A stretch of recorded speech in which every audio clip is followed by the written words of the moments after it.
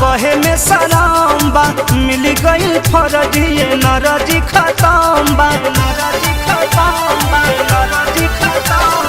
खुशी कब गम बा कहे में शरम बा मिल गई फर्जी नरजी खत्म बा धीरे धीरे पूरा परिचार हो गई धीरे धीरे पूरा परिचार हो गई जब से सैया जी के भइल बा बेकार यार के बहार हो गई हमारा राजा जी के भइल बा बेकार यार के बहार हो गई।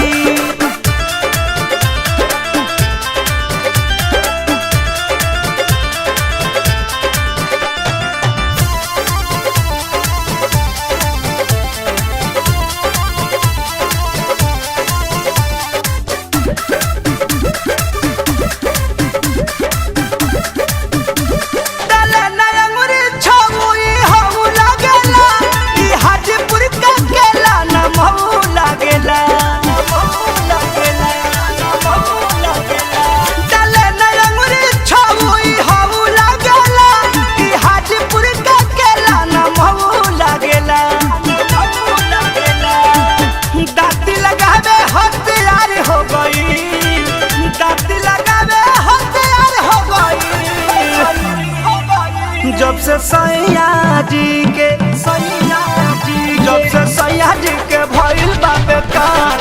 यार के बहार हो गई जब से रजहू के भइल बा बेकार यार के बहार हो गई।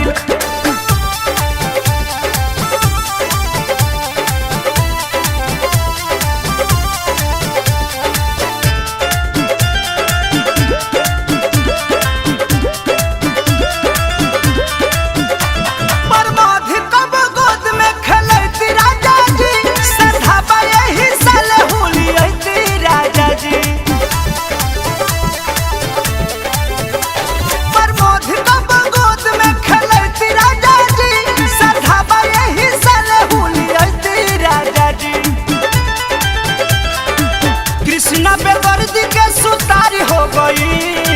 कृष्णा बेदर्दी के सुतार हो गई जब से बलमो के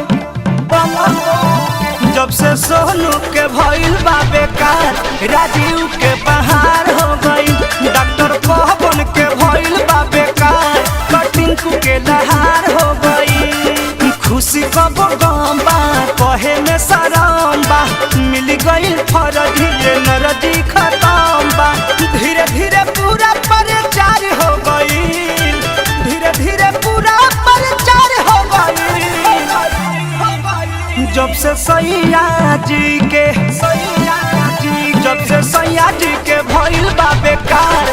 यार के बहार हो गई हमारा राजा जी के भइल बा बेकार यार के बहार हो गई कहाँ जाई रे।